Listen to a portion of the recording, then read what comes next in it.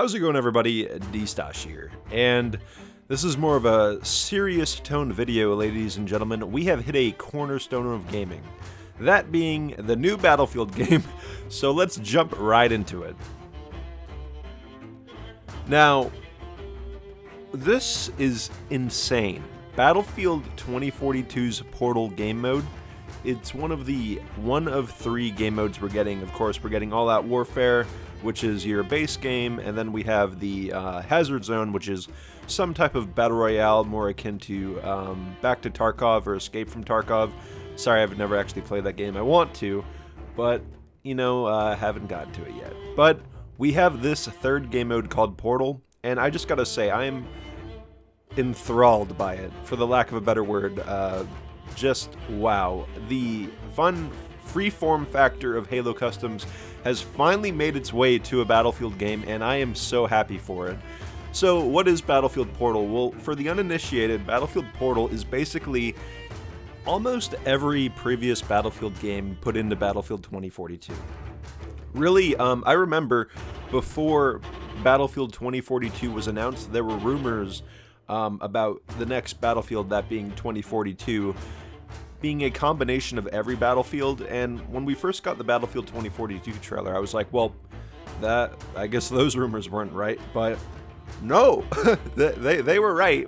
They just waited a little bit of time to show us. But we're gonna be getting remastered maps from Battlefield 1, or Battlefield 1 and Battlefield 1942. When I said Battlefield 1, I meant 1942, but I think we're getting maps from Battlefield 1. We're going to be getting Battlefield Bad Company 2 maps, and we're getting Battlefield 3 maps, and the possibilities are endless, ladies and gentlemen. We are going to be getting things post-launch, and it's very likely that we may even get Battlefield 2142 maps, and that means, the Titan game mode. That could be coming. I don't want to get anyone's hopes up, but it's okay to dream.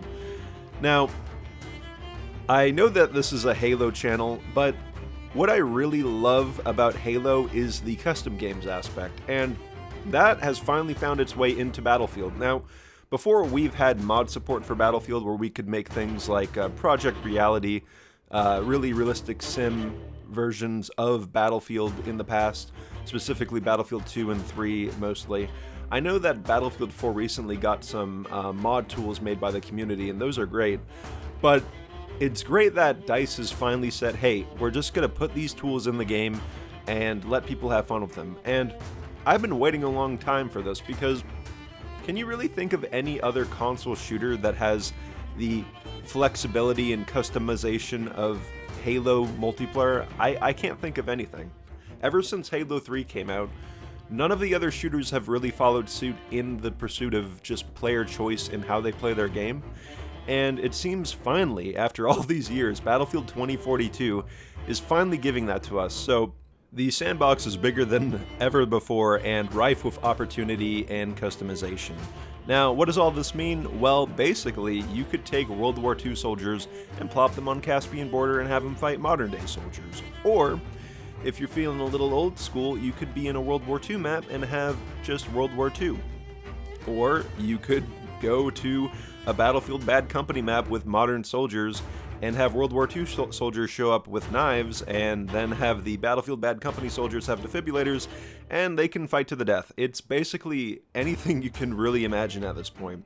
If you want a 4 versus 64 game where the 4 players have modern day equipment and the other 64 players have old World War II equipment, you can do that. In fact, they even showed it. And I'm just so excited that we can actually do this. I mean, this is... honestly, I'm getting the kind of feeling where when you're dreaming and you're like, this is too good to be true, and then you wake up and it turns out it is.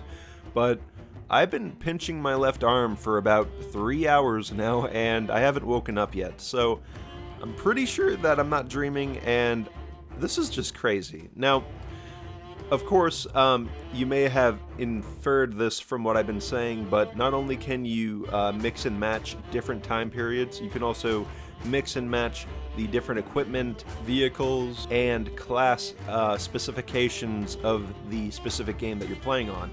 So if you don't like the Battlefield 2042 class setup with Specialist, you could revert back to, say, a Battlefield 3 type of squad system where you don't have Specialists and you just have your basic classes like Medic and Assault, Engineer, and I'm really happy that we can do this. We can also do things like go into the server settings and change things like bullet velocity, damage, the basic stuff. And then beyond that, you can even get into scripting. And, people who work with code, you know what scripting is. And even if you played Halo 5, you can kind of script and forge in that. So think of it as you're in control of certain triggers in the game. Now, as far as I'm aware, there's not too much information on the specifics of scripting, but I would expect really cool stuff like perhaps once the levolution of the tower on Caspian Border falls, maybe some aspects of the game change, like the fog density, or perhaps bullet damage, something random, but I'm sure if you were scripting, you would make it make sense. And finally, my last point is that they confirmed that all Battlefield 2042 content will be available in Battlefield Portal. So as Battlefield 2042 grows, so will Portal, and that's just what we get from Battlefield 2042. I fully expect them to add exclusive content to Battlefield Portal, and I think they've already stated that they will. So that's why I think that we may be getting some 2142 content, perhaps even some Vietnam content, I would suspect. So I'm really excited with all this information. I mean, it's really a dream come true for Battlefield fans.